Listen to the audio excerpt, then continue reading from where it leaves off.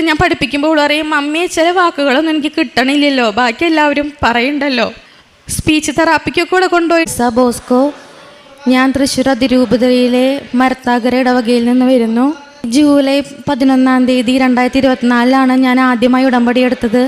ഞാൻ ഉടമ്പടി എടുക്കാനുണ്ടായ കാരണം, ഒരുപാട് നാളായി, 3 വർഷമായി ഞാൻ വിദേശത്തോട്ട് പോകാനായിട്ട് ആഗ്രഹിക്കുന്നു.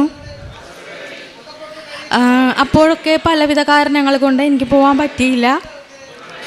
പിന്നെ ഞാൻ വർക്ക് ചെയ്യുന്നത് ഒരു പ്രാഥമിക ആരോഗ്യ കേന്ദ്രത്തിലാണ്. അവിടെ IP അഡ്മിഷനൊന്നും ഇല്ലായിരുന്നു. അപ്പോൾ വിദേശത്ത് പോകണമെന്നുണ്ടെങ്കിൽ 50 ബെഡുള്ള ആശുപത്രിയിൽ നമ്മൾ വർക്ക് ചെയ്തിരിക്കണം. അതാണ് അവർ മിനിമം വെച്ചിരിക്കുന്ന ഒരു ക്വാളിഫിക്കേഷൻ. അപ്പോൾ ഞാൻ 2 പ്രാവശ്യം OET എഴുതി, അതെനിക്ക് ലഭിച്ചില്ല. അപ്പോൾ ഞാൻ വിചാരിച്ചു, ഇനി OET എന്നുള്ള സ്വപ്നം അത് വെറുതെ ആവുമെന്ന് വിചാരിച്ചു. പിന്നീട് ഞാൻ ഗൾഫ് കൺട്രീസിലോട്ട്, എൻ്റെ ഹസ്ബൻഡ് പറഞ്ഞു, ഗൾഫ് കൺട്രീസിലോട്ട് നോക്ക്, അത് കഴിഞ്ഞിട്ട് നമുക്ക് പുറത്തേക്ക് പോകാണെങ്കിൽ പോകാൻ നോക്കാമല്ലോ എന്ന് പറഞ്ഞു. അപ്പം അങ്ങനെ ഞാൻ ഏത് ഏജൻസിയെ സമീപിക്കും, എന്ത് ചെയ്യും എന്ന് എനിക്കറിയണ്ടായിരുന്നില്ല. ഉടമ്പടി എടുത്ത് ഞാൻ മാതാവിൻ്റെ അടുത്ത് നന്നായി പ്രാർത്ഥിച്ചു, മാതാവേ ഞാൻ എന്ത് ചെയ്യണമെന്ന്. അപ്പോൾ എന്നെ ആദ്യമായി എന്നെ ഒരു ഏജൻസിയിൽ നിന്ന് വിളിച്ചിട്ടുണ്ടായിരുന്നു. അപ്പം ഞാൻ OET പ്രിപ്പറേഷൻ ആയതുകൊണ്ട് ഞാൻ അവരുടെ അടുത്ത് പറഞ്ഞു, ഇപ്പോൾ ഞാനത് നോക്കുന്നില്ല എന്ന് പറഞ്ഞു. എന്താണെന്നറിയില്ല, ഞാൻ അങ്ങോട്ട് ചോദിക്കാതെ തന്നെ ആ ഏജൻസി എന്നെ ഇങ്ങോട്ട് വിളിച്ചു. അപ്പോൾ അവർ പറഞ്ഞു, കുവൈറ്റിലോട്ട് ഒരു ഓഫറുണ്ട്, ഒമാനിലോട്ടുണ്ട്, പിന്നെ ബെൽജിയത്തിലേക്ക് വന്നിട്ടുണ്ടായിരുന്നു. അപ്പോൾ എനിക്ക് ഇതിന് അറ്റൻഡ് ചെയ്യണമെന്ന് അറിയണ്ടായിരുന്നില്ല. ഞാനിപ്പോൾ മാതാവിൻ്റെ അടുത്ത് പ്രാർത്ഥിച്ചു. ഞാൻ എന്നിട്ടൊരു തുട്ടിട്ടിട്ട് ഞാൻ 3 സ്ഥലങ്ങൾ എഴുതി, ഒമാൻ, കുവൈറ്റ്, ബെൽജിയം എന്ന് എഴുതി. എന്നിട്ട് ഞാൻ പറഞ്ഞു, മാതാവിന് ഇഷ്ടമുള്ള സ്ഥലം ഏതോ അതെനിക്ക് കാണിച്ചു തരാൻ പറഞ്ഞു. എന്നിട്ട് എനിക്ക് കിട്ടിയത് ഒമാനായിരുന്നു. ഞാൻ അപ്പം കുവൈറ്റിലോട്ടും ബെൽജിയത്തിലോട്ടുള്ള ഇൻ്റർവ്യൂവിന് അറ്റൻഡ് ചെയ്യുന്നില്ല എന്ന് പറഞ്ഞു. ഞാൻ ഒമാൻ്റെ ഇൻ്റർവ്യൂ അറ്റൻഡ് ചെയ്തു. ജൂലൈ 11 ഞാൻ ഉടമ്പടി എടുത്തത്. ഓഗസ്റ്റ് 18 എന്നെ ഇൻ്റർവ്യൂവിന് വിളിച്ചു. ഞാൻ ഇൻ്റർവ്യൂ അറ്റൻഡ് ചെയ്യാൻ പോയി. ഇൻ്റർവ്യൂവിന് ഒരുപാട് പേര് വന്നിട്ടുണ്ടായിരുന്നു. 8 മണിക്ക് എൻ്റെ അടുത്ത് റിപ്പോർട്ട് ചെയ്യാൻ പറഞ്ഞു. ഞാൻ 8 മണിക്ക് തന്നെ പോയി. പക്ഷേ ഇൻ്റർവ്യൂവിന് എന്നെ വിളിച്ചത് 5 മണിക്കാണ്. പക്ഷേ 12 മണി ആയപ്പോഴത്തേനും അവിടെ വന്ന ഇൻ്റർവ്യൂവിന് വന്ന മറ്റു കുട്ടികൾ എൻ്റെ അടുത്ത് പറഞ്ഞു, 50 ബെഡുള്ള ഹോസ്പിറ്റലിൽ വർക്ക് ചെയ്യാത്തവരുടെ അടുത്ത് വീട്ടിൽ പോയിക്കോളാനാണ് ഇൻ്റർവ്യൂവിന് വന്നിട്ടുള്ളവർ പറഞ്ഞത്, കിട്ടാനൊരു ചാൻസ് ഇല്ല. ആ കുട്ടികളുടെ അടുത്ത് റിജക്റ്റ് ആയെന്ന് പറഞ്ഞു. പിന്നെ കുറേ പേരുടെ അടുത്ത് വെയിറ്റിംഗ് ലിസ്റ്റിലാണെന്ന് പറഞ്ഞു. അപ്പോൾ എനിക്കൊന്നും കൂടി നല്ല ടെൻഷനായി, തിരിച്ചു പോകണോ അല്ലെങ്കിൽ അവിടെ ഇരിക്കണോ എന്ന് ഞാൻ ചിന്തിച്ചു. പക്ഷെ ഞാൻ മാതാവിനോട് പറഞ്ഞു, അമ്മ എനിക്ക് തന്ന സ്ഥലം ഒരു പ്ലേസാണ് ഒമാൻ, ഞാൻ എന്തായാലും ഇൻ്റർവ്യൂ അറ്റൻഡ് ചെയ്യാൻ തന്നെ തീരുമാനിച്ചു. അങ്ങനെ 5 മണിയായപ്പോൾ ഇൻ്റർവ്യൂവിന് വിളിച്ചു. ഞാൻ കാശുരൂപം പിടിച്ച് പ്രത്യക്ഷീകരണ പ്രാർത്ഥന ചൊല്ലി ഉടമ്പടി തൈലം പൂശിയാണ് ഞാൻ ഇൻ്റർവ്യൂവിൻ്റെ അടുത്ത് ചെന്നത്. ഇൻ്റർവ്യൂവർ എന്താ മാതാവിന് അനുഗ്രഹം എന്ന് പറയട്ടെ, എൻ്റെ അടുത്ത് ബാക്കിയുള്ളവരുടെ അടുത്ത് എന്തോ ക്വസ്റ്റ്യൻസൊക്കെ ചോദിച്ചു എന്നാണ് ഞാൻ ചോദിച്ചപ്പോൾ പറഞ്ഞത്. എനിക്ക് നല്ല ഫ്രണ്ട്ലി ഇൻ്റർവ്യൂ ആയിരുന്നു. എൻ്റെ അടുത്ത് ഡ്യൂട്ടി ചെയ്യാൻ വില്ലിങ് ആണോ എന്നാണ് അവർ ചോദിച്ചത്. വീട്ടിൽ കൊച്ചുങ്ങളെ ആരാണ് നോക്കുന്നത്, പോയി കഴിഞ്ഞിട്ടുണ്ടെങ്കിൽ ഇങ്ങനെ 2-3 ചോദ്യങ്ങൾ. അതും ഒരിക്കലും സബ്ജക്റ്റ് റിലേറ്റഡോ അല്ലെങ്കിൽ എക്സ്പീരിയൻസോ അങ്ങനെ ഒന്നും എൻ്റെ അടുത്ത് ചോദിച്ചില്ല. ഞാൻ ശരിക്കും അതിശയപ്പെട്ടു പോയി. ഈ 3 ചോദ്യങ്ങൾ എൻ്റെ അടുത്ത് ചോദിച്ചുള്ളൂ. അപ്പം ഞാൻ പറഞ്ഞു ജോലി ചെയ്യാൻ വില്ലിങ് ആണെന്ന്. അപ്പോൾ അവർ ശരി വെയിറ്റ് ചെയ്യാൻ പറഞ്ഞു. ഞാൻ വിചാരിച്ചു ഞാൻ വെയിറ്റിംഗ് ലിസ്റ്റിലായിരിക്കുന്നു. എന്നിട്ടും ഞാൻ പ്രതീക്ഷ കൈവിട്ടില്ല. ഞാൻ പ്രാർത്ഥിച്ചുകൊണ്ടേയിരുന്നു. അവിടെ നിന്ന് ഒരു 5 മിനിറ്റ് കഴിഞ്ഞപ്പോൾ എൻ്റെ അടുത്ത് വന്നിട്ട് പറഞ്ഞു, കൺഗ്രാജുലേഷൻസ്, യു ആർ സെലക്റ്റഡ് എന്ന്. അപ്പം തന്നെ എനിക്ക് ഓഫർ ലെറ്റർ കിട്ടി. ഞാൻ സൈൻ ചെയ്ത് കൊടുത്തു. അതുവരെ രാവിലെ വന്നിട്ടുള്ള ആർക്കും അവർ സെലക്ട് ചെയ്തിട്ടില്ല. കാരണം IP അഡ്മിഷൻ ഇല്ലാത്ത ഹോസ്പിറ്റലിൽ നിന്ന് സ്റ്റാഫിനെ അവരെടുത്തിട്ടില്ല. ഞാൻ 2 വർഷമാണ്, ഞാൻ എമർജൻസി ഡിപ്പാർട്ട്മെൻറ്റാണ് എനിക്ക് ഏറ്റവും ഇഷ്ടമുള്ള ഡിപ്പാർട്ട്മെൻറ്റ്. ഞാൻ അവിടെ വർക്ക് ചെയ്തു. പിന്നെ 5 വർഷമായിട്ട് ഞാൻ ഈ ഹെൽത്ത് സെൻറ്ററിലാണ് വർക്ക് ചെയ്തിരുന്നത്. അതുകൊണ്ട് തന്നെ എനിക്ക് നല്ല ടെൻഷൻ ഉണ്ടായിരുന്നു. അങ്ങനെ ഓഫർ ലെറ്റർ കിട്ടി. മാതാവിന് ഒത്തിരി നന്ദി പറഞ്ഞു. പിന്നെ എക്സാം ഉണ്ടായിരുന്നു അവിടേക്ക് പോകാനായിട്ടുള്ളത്. അതിന് 3 ചാൻസേ ഉണ്ടായിരുന്നുള്ളൂ. സെപ്റ്റംബർ 6-ാം തീയതിയാണ് ഞാൻ ആദ്യത്തെ എക്സാം എഴുതിയത്. അതിൽ ഞാൻ ഫെയിലായി. പക്ഷേ അപ്പോഴും ഞാൻ ഉറച്ച് വിശ്വസിച്ചു, മാതാവാണ് എനിക്ക് ഈ സ്ഥലം നൽകിയത്, അതുകൊണ്ട് തന്നെ മാതാവ് എല്ലാ കാര്യങ്ങളും നോക്കിക്കോളെന്ന് പറഞ്ഞു. പിന്നെ സെപ്റ്റംബറിൽ 8 നോമ്പ് എടുക്കാനായിട്ട് എൻ്റെ ഉള്ളിൽ നന്നായിട്ട് മനസ്സ് പറഞ്ഞിട്ടുണ്ടായിരുന്നു, പക്ഷേ ഞാൻ എടുത്തില്ല. അപ്പം ഞാൻ വിചാരിച്ചു, ഞാൻ അതുകൊണ്ടാണോ മാതാവേ അത്. അപ്പം ഞാൻ എക്സാം കഴിഞ്ഞ് അന്ന് തൊട്ട് വിചാരിച്ചു, മാതാവിൻ്റെ അടുത്ത് പറഞ്ഞു, ഇനി എക്സാം പാസ്സാവണ വരെ ഞാൻ നോമ്പ് എടുത്തോളാം എന്ന് പറഞ്ഞ് ഞാൻ ഉപവസിച്ചു, നോമ്പുകൾ എടുത്തു. പിന്നെയും ഞാൻ പോമെട്രി എക്സാം എഴുതി, അതിലും ഞാൻ ഫെയിലായി. എനിക്ക് ഒത്തിരി നാണക്കേട് വിഷമൊക്കെ ആയി. പക്ഷേ എങ്കിൽ കൂടി ഞാൻ മാതാവിനോടുള്ള വിശ്വാസം കൈവിട്ടില്ല. ഞാൻ 3 ചാൻസ് ഉള്ളൂ, അത് കഴിഞ്ഞാൽ പിന്നെ എഴുതാൻ പറ്റില്ല 1.5 വർഷം കഴിയാതെ. അപ്പം ഞാൻ വിചാരിച്ചു, മാതാവേ ഇതൊരു ലാസ്റ്റ് ചാൻസാണ്, ഇതിലെങ്കിലും എനിക്ക് തരണേന്ന് ഞാൻ പറഞ്ഞു.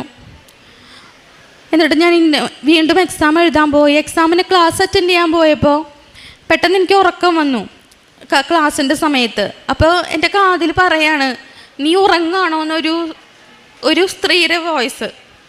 അപ്പം ഞാൻ ആ ശബ്ദം കേട്ടോടുകൂടി ഞാൻ പെട്ടെന്ന് കണ്ണു തുറന്നു. കാരണം പിറ്റേ ദിവസം എനിക്ക് 2 ദിവസം കഴിഞ്ഞ എക്സാമാണ്, ലാസ്റ്റത്തെ ഡേ ആണ് കോഴ്സിൻ്റെ. അപ്പം ഞാനിങ്ങനെ ക്ലാസ് ഉച്ചയായപ്പോൾ എനിക്ക് ഉറക്കം വന്നു, എനിക്കൊന്നും ശ്രദ്ധിക്കാൻ പറ്റണില്ല. ആ സമയത്താണ് എൻ്റെ കാതിൽ പറയണത്, നീ ഉറങ്ങാണോ എന്ന് നല്ല ഉച്ചത്തിൽ. അപ്പോൾ ഞാൻ പെട്ടെന്ന് എഴുന്നേറ്റു. ഞാൻ ഉറച്ച് വിശ്വസിക്കുന്നു അത് മാതാവ് പറഞ്ഞതാണ്. അങ്ങനെ ഞാൻ എക്സാം ഹാളിലോട്ട് പോയി. അവിടെ ഞാൻ വെഞ്ചിരിച്ചു, ഉപ്പ് വെതറിയിട്ടുണ്ടായിരുന്നു, പിന്നെ ഉടമ്പടി തൈലം പൂശി, കാശരൂപം ഞാൻ എൻ്റെ കൊന്തയിലിട്ടിട്ടുണ്ടായിരുന്നു. എനിക്ക് 84% വിജയം നൽകി എൻ്റെ മാതാവിനെ അനുഗ്രഹിച്ചു. പിന്നെ വിസ വരാനായിട്ട് മെഡിക്കൽ തീരുന്നത് ജനുവരി 7-ാം തീയതിയാണ്, ഈ മാസം 7-ാം തീയതി. അപ്പോൾ ഡിസംബർ 31-ാം തീയതി ഏജൻസിക്കാർ എൻ്റെ അടുത്ത് വിളിച്ച് പറഞ്ഞു, വിസ വരാൻ വൈകും, ടൈറ്റുണ്ട്. അപ്പോൾ പിന്നെ എനിക്ക് ഒന്നും കൂടി ടെൻഷനായി, ദൈവമേ ഇനി ഇതും പോകാൻ പറ്റില്ലേന്ന്. ഞാനിപ്പോൾ ഡ്യൂട്ടിയുടെ സമയത്ത് പ്രത്യക്ഷീകരണ പ്രാർത്ഥന കടലാസിൽ എഴുതി ഞാനവിടെ എൻ്റെ രജിസ്റ്ററിൻ്റെ അവിടെ വെക്കുമായിരുന്നു. ഓരോ പേഷ്യൻസിൻ്റെ വൈറ്റൽസ് നോക്കി കഴിയുമ്പോഴും ഞാൻ ഈ പ്രത്യക്ഷീകരണ പ്രാർത്ഥന ചൊല്ലിക്കൊണ്ടേയിരുന്നു. അങ്ങനെ 31-ാം തീയതി ഇവരിത് പറഞ്ഞ് വെച്ച് 1 മണിക്കൂർ കഴിയുമ്പോഴത്തേനും ഇവർ തന്നെ വിളിച്ചിട്ട് പറയാണ് വിസ വന്നു എന്ന്. അപ്പം അങ്ങനെ എനിക്ക് വിസ കിട്ടി. അത് കഴിഞ്ഞ് കഴിഞ്ഞ ആഴ്ച എനിക്ക് ടിക്കറ്റ് വന്നു. ഞാൻ ഈ തിങ്കളാഴ്ച 27-ാം തീയതി 9 മണിക്ക് ഒമാനിലോട്ട് പോവാണ്. അപ്പം മാതാവിൻ്റെ അടുത്ത് ഞാൻ പറഞ്ഞിട്ടുണ്ടായിരുന്നു, എൻ്റെ അടുത്ത് ഒരുപാട് പേര് പറഞ്ഞു പോയി വന്നിട്ട് സാക്ഷ്യം പറഞ്ഞാൽ പോരേന്ന്. അപ്പം ഞാൻ പറഞ്ഞത് പറ്റില്ല, ഞാൻ മാതാവിൻ്റെ അടുത്ത് വിസയും ടിക്കറ്റും വന്നിട്ടുണ്ടെങ്കിൽ പോകണതിനുള്ളിൽ എന്തായാലും ഇവിടെ വന്ന് മാതാവിൻ്റെ അടുത്ത് വന്നിട്ട് ഞാൻ പോവുള്ളൂ എന്ന് പറഞ്ഞിട്ടുണ്ടായിരുന്നു. അങ്ങനെ ഞാനിപ്പോൾ ഇവിടെ വന്ന് നിങ്ങളുടെ മുമ്പിൽ ഈ സാക്ഷ്യം പറയാണ്. പിന്നെ എൻ്റെ മകള്, അവൾക്ക് സംസാരത്തിന് ബുദ്ധിമുട്ടുണ്ട്. അപ്പോൾ അവൾക്ക് ഓറൽ എക്സാം ഭയങ്കര ബുദ്ധിമുട്ടാണ്. ഫസ്റ്റ് സ്റ്റാൻഡേർഡിലാണ് അവൾ പഠിക്കേണ്ടത്. അപ്പോൾ എനിക്ക് നല്ല ടെൻഷനായിരുന്നു, ഓറൽ എക്സാമിന് ഇവന് എന്ത് പറയും, ടീച്ചേഴ്സിന് ക്ലിയർ ആവുമെന്ന്. അപ്പോൾ ഇവളുടെ അടുത്ത് ഞാൻ പഠിപ്പിക്കുമ്പോൾ ഇവൾ പറയും, മമ്മി ചില വാക്കുകളൊന്നും എനിക്ക് കിട്ടണില്ലല്ലോ, ബാക്കി എല്ലാവരും പറയുന്നുണ്ടല്ലോ. സ്പീച്ച് തെറാപ്പിക്കൊക്കെ ഇവിടെ കൊണ്ടുപോയിട്ടുണ്ടായിരുന്നു. അപ്പം ഞാൻ ഉടമ്പടി എടുത്തപ്പോൾ ഇതും ഞാൻ പ്രത്യേകം മാതാവിൻ്റെ അടുത്ത് പറഞ്ഞിട്ടുണ്ടായിരുന്നു. അപ്പോൾ എക്സാമിൻ്റെ സമയത്ത് ഈ ഉടമ്പടി എടുത്തതിന് ശേഷമായിരുന്നു എക്സാം. അപ്പോൾ അവളുടെ അടുത്ത് അവൾക്ക് ആണല്ലോ ഞാൻ കരയില്ലെങ്കിലും ഇത് കേൾക്കുമ്പോൾ ഞാൻ ഒറ്റയ്ക്ക് കരഞ്ഞ് പ്രാർത്ഥിക്കും. മാതാവ് അതിലും എന്നെ സഹായിച്ചു. 2 ഓറൽ എക്സാമിലും ഒരു സബ്ജക്റ്റിൽ 44 ഒരു സബ്ജക്റ്റിൽ 46 മാർക്ക് നൽകി എന്നെ മോൾ അനുഗ്രഹിച്ചു. പിന്നെ അങ്ങനെ ഒത്തിരി നല്ല പ്രാർത്ഥന അനുഭവങ്ങൾ മാതാവിന് ലഭിച്ചിട്ടുണ്ട്. പിന്നെ ഉടമ്പടി എടുത്ത സമയത്ത് എനിക്ക് അറിയണ്ടായിരുന്നു മാതാവ് എൻ്റെ കൂടെ ഉണ്ട് എന്നുള്ളതിനൊരു അടയാളം അമ്മ എനിക്ക് കാണിച്ചു തന്നോളൂ എന്ന് ഞാൻ പ്രാർത്ഥിച്ചിട്ടുണ്ടായിരുന്നു. അങ്ങനെ ഉടമ്പടി എടുത്ത് വന്നതിൻ്റെ 2-ാമത്തെ ദിവസം ഞാൻ ഈ പ്രാർത്ഥന ചൊല്ലാൻ എഴുന്നേറ്റപ്പോൾ എൻ്റെ 2 കൃഷ്ണമണിയിലും കൃപാസന മാതാവ് നല്ല പ്രകാശത്തിൽ നിൽക്കണത് ഞാൻ കണ്ടു. 2 ദിവസം മുഴുവൻ നേരവും എൻ്റെ കണ്ണിൻ്റെ കൃഷ്ണമണിയിലുള്ള മാതാവ് ഉണ്ടായിരുന്നു. ആ മാതാവിലൂടെയാണ് ഞാൻ എല്ലാം കണ്ടിരുന്നത്. എന്നിട്ട് ഞാൻ കണ്ണടച്ച് നോക്കും, കണ്ണ് തുറന്ന് നോക്കും, അപ്പോഴൊന്നും ഈ രൂപം എന്നിൽ നിന്ന് മായുണ്ടായിരുന്നില്ല. അപ്പം ഞാൻ ഉറപ്പിച്ചു മാതാവ് എൻ്റെ കൂടെ തന്നെ ഉണ്ടെന്ന്. പിന്നെ കാരുണ്യ പ്രവർത്തികളെന്ന് പറഞ്ഞാൽ ഞാൻ എൻ്റെ അടുത്ത് കുറേ പേഷ്യൻസ് വരാറുണ്ട് വൈറ്റൽസ് നോക്കാൻ. അവിടെ കൂടുതൽ NCD ക്ലിനിക്കാണ് ഞാൻ നടത്തിയിരുന്നത്. അപ്പം കുറേ വയസ്സായ ആളുകൾ, കുറേ വിഷമം അനുഭവിക്കണവരൊക്കെ വരാറുണ്ട്. ഞാൻ ആവശ്യമുള്ളവർക്ക് മാത്രമാണ് പത്രം കൊടുത്തിരുന്നത്. ഞാൻ ചോദിക്കുമ്പം ചിലവർ പറഞ്ഞു പള്ളിയിൽ കൊണ്ടുപോയി കൊടുത്താൽ മതി, അങ്ങനെയൊക്കെയാണ് എൻ്റെ അടുത്ത് പറഞ്ഞിരുന്നത്. പക്ഷേ എൻ്റെ ഒരു പേപ്പർ പോലും ഞാൻ പുറത്ത് ആർക്കും കൊടുത്തിട്ടില്ല. എല്ലാം എൻ്റെ അടുത്ത് വരുന്ന പേഷ്യൻസിനാണ് ഞാൻ കൊടുത്തിരുന്നത്. അവരെൻ്റെ അടുത്ത് ഓരോ വിഷമങ്ങൾ പറയുമ്പം ഞാൻ അവരുടെ അടുത്ത് മാതാവിനെ കുറിച്ച് പറയും. അതുപോലെ തന്നെ ഈ പേപ്പറിൽ ഓരോ സാക്ഷ്യങ്ങൾ ഞാൻ അവരെ വായിച്ച് കേൾപ്പിച്ചു കൊടുക്കും. അപ്പോൾ ഞാൻ പറയും, അമ്മ ഇത് കൊണ്ടുപോയി വായിക്കി. അപ്പോൾ പറയും, മോളെ എനിക്ക് കണ്ണ് കാണില്ല. അപ്പോൾ പിന്നെ ഞാൻ എങ്ങനെ വായിക്കും? അപ്പോൾ ഞാൻ പറയും, ഇത് കിടക്കുന്നതിന് തലയുണരെ താഴെ വെച്ചിട്ട് കിടന്നുറങ്ങിയാൽ മതി, സൗഖ്യം കിട്ടും, പ്രാർത്ഥിച്ചിട്ട് പേപ്പറിൽ അവിടെ വെക്കാൻ പറയും. അങ്ങനെ ഒരു പേഷ്യൻ്റ് എൻ്റെ അടുത്ത് വന്നിട്ട് പറഞ്ഞു, മോളെ എനിക്ക് എപ്പോഴും സോഡിയം കുറയാറുണ്ടായിരുന്നു. മോളെ പത്രം തന്ന് ഞാനതിൽ പ്രാർത്ഥിച്ചതിന് ശേഷം എനിക്ക് ഇതുവരെ സോഡിയം കുറവ് അങ്ങനെ ഒരു ബുദ്ധിമുട്ടുണ്ടായിട്ടില്ല എന്ന്. എനിക്കത് കേട്ടപ്പോൾ ഒത്തിരി സന്തോഷമായി. കാരണം ഒരാളെങ്കിലും മാതാവിൻ്റെ അടുത്ത് കൂടുതൽ അടുക്കാനായിട്ട് ഇടയായല്ലോ എന്ന്. അതുപോലെ തന്നെ ഞാൻ മാതാവിനെ പറയുന്നത് കേട്ട് 3 പേര് എൻ്റെ സ്ഥാപനത്തിലുള്ളവർ തന്നെ ഇവിടെ വന്ന് ഉടമ്പടി എടുക്കാൻ ഇടയായിട്ടുണ്ട്. പിന്നെ ബൈബിള് കൂടുതലായി വായിക്കുവാൻ ഞാൻ ഡ്യൂട്ടി സമയത്തൊക്കെ ഒഴിവ് കിട്ടുമ്പോൾ ബൈബിള് വായിക്കും. ആദ്യമൊന്നും ഇത്രയധികം ബൈബിള് വായിക്കണ്ടായിരുന്നില്ല.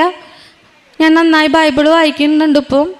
അതുപോലെ തന്നെ ഒന്നും കൂടി എപ്പോൾ നടക്കുകയായാലും എന്ത് ചെയ്യായാലും മനസ്സിൽ ഞാൻ മാതാവിൻ്റെ അടുത്ത് സംസാരിക്കാറുണ്ട്, ഈശോയോട് സംസാരിക്കാറുണ്ട്. അങ്ങനെ നല്ലൊരു അനുഭവം എനിക്ക് ലഭിച്ചിട്ടുണ്ട്.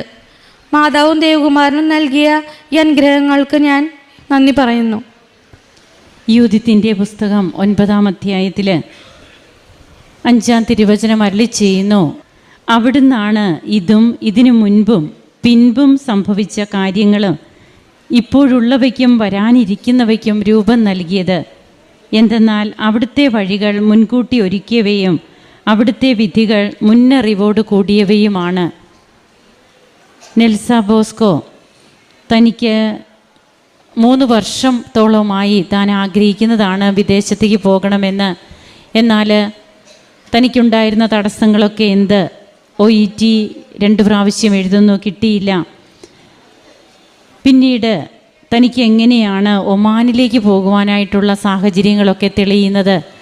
അങ്ങനെ തനിക്ക് ആ ഒമാനിലേക്ക് പോകുവാനായിട്ടുള്ള ഇൻ്റർവ്യൂവിന് പോയി നിൽക്കുമ്പോഴും മറ്റുള്ള കുട്ടികളൊക്കെ എങ്ങനെ അവർക്ക് സീറ്റ് കിട്ടാതെ പോകുന്നു, തനിക്ക് എങ്ങനെയാണ് അതിനൊക്കെ കൃപ ലഭിച്ചത്? അത് എല്ലാവരും പറഞ്ഞു. IP പേഷ്യൻസ് ഇല്ലാത്ത സ്ഥാപനത്തിൽ, ഹോസ്പിറ്റലിലാണെങ്കിൽ അവിടെ അങ്ങനെ ശുശ്രൂഷ ചെയ്തവർക്ക് ജോലി സാധ്യതകൾ കുറവാണ്. എന്നാൽ ഈ മകളും ജോലി ചെയ്തത് ഒരു പ്രാഥമിക ആരോഗ്യ കേന്ദ്രത്തിൽ മാത്രമാണ് 5 വർഷത്തോളമായിട്ട്. അപ്പോൾ തനിക്കും എക്സ്പീരിയൻസ് ഇല്ല. എങ്കിലും തൻ്റെ കൂടെയുള്ളത് ഏറ്റവും എക്സ്പീരിയൻസ് ഉള്ള ഒരാളാണ്, പരിശുദ്ധ അമ്മയാണ് തൻ്റെ കൂടെയുള്ളത്. കാശുരൂപവും പിടിച്ചുകൊണ്ട് പ്രത്യക്ഷീകരണ പ്രാർത്ഥനയുമൊക്കെ പ്രാർത്ഥിച്ച് ഈ മകൾ അങ്ങനെ നിൽക്കുന്നു. തനിക്ക് പിന്നീട് എങ്ങനെയാണ് ആ ഇൻ്റർവ്യൂവിന് സെലക്ഷൻ കിട്ടിയതെന്ന് പറയുന്നുണ്ട്. അന്ന് തന്നെ ഓഫർ ലെറ്റർ കിട്ടുന്നു. അങ്ങനെ താൻ ഇന്ന് സന്തോഷത്തോടെ ഇവിടെ വന്ന് നിന്ന് സാക്ഷ്യപ്പെടുത്തുകയാണ്. തനിക്ക് പോകാനുള്ള തടസ്സങ്ങളെല്ലാം മാറി, തൻ്റെ ജീവിതത്തിൽ മാറ്റങ്ങൾ വന്നു, ആത്മീയ ജീവിതമൊക്കെ ഒത്തിരി ഉണർവുള്ളതായി. അതുപോലെ തൻ്റെ കുഞ്ഞിൻ്റെ കാര്യവും ഒക്കെ ഈ മകളിവിടെ പങ്കുവെച്ചു. ഒരു കാര്യം നാം പ്രത്യേകം ശ്രദ്ധിക്കേണ്ടത്, നമുക്ക് കൃപാസന പത്രം അത് വായിക്കാനുള്ളത് മാത്രമാണ്, അത് തലേണയുടെ അടിയിൽ വെക്കാനുള്ളതല്ല. അത് കൃപാസന പത്രം കൊണ്ട് ഒത്തിരിയേറെ കൃപകൾ നമുക്ക് ലഭിക്കുന്നുണ്ട്. പക്ഷേ അത് വായിക്കുക, അനുഭവിക്കുക, വായിച്ച് അനുഭവിക്കുക. അത് ദൈവവചനമടങ്ങിയ പത്രമാണ്. ബഹുമാനപ്പെട്ട VP ജോസഫ് അച്ഛൻ വെഞ്ചരിച്ച് തരുന്ന പത്രം തന്നെയാണ്. എന്നാൽ നാം അത് വായനയ്ക്ക് മാത്രമേ എടുക്കാവൂ. അത് ഈ മകൾ ഇവിടെ പറഞ്ഞതുകൊണ്ട് സിസ്റ്റർ പറഞ്ഞതാണ്. അപ്പോഴത് എല്ലാവരും ശ്രദ്ധിക്കുക. അതുപോലെ തനിക്ക് എങ്ങനെയാണ് പരിശുദ്ധ അമ്മയുടെ സാന്നിധ്യം, തൻ്റെ കണ്ണിൽ കൃപാസന മാതാവ് തെളിഞ്ഞു നിന്നു, തൻ്റെ കണ്ണിൻ്റെ കൃഷ്ണമണിയിൽ എന്നാണ് ഈ മകൾ പറയുക. നിയമാവർത്തന പുസ്തകത്തിൽ തിരുവചനം അരുളി ചെയ്യുന്നുണ്ട്, അവിടുന്ന് അവനെ മരുഭൂമിയിൽ ശൂന്യത ഓരിയിടുന്ന മണലാരണ്യത്തിൽ കണ്ടെത്തി. അവനെ വാരിപ്പുണർന്ന് താല്പര്യപൂർവ്വം പരിചരിച്ചു, തൻ്റെ കണ്ണിലുണ്ണിയായി സൂക്ഷിച്ചു. ദൈവം നമ്മെ എങ്ങനെ കണ്ണിലുണ്ണിയായി സൂക്ഷിക്കുന്നു, എങ്ങനെയാണ് നമ്മെ ഏറ്റവും സ്നേഹത്തോടെ അവിടുന്ന് വാരി പുണരുന്നത്.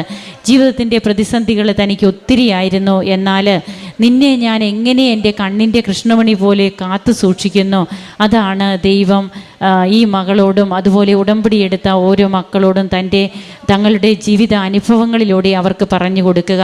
നമുക്ക് കരങ്ങളടിച്ച് ഈശോയ്ക്കും അമ്മയ്ക്കും നന്ദി പറയാം. യേശുവേ നന്ദി, യേശുവേ സ്തുതി, യേശുവേ ആരാധന. അത്യപൂർവ ദൈവാനുഭവങ്ങൾ ഇനി നിങ്ങൾക്കും സ്വന്തം. ഈ യൂട്യൂബ് ചാനൽ ഇതുവരെ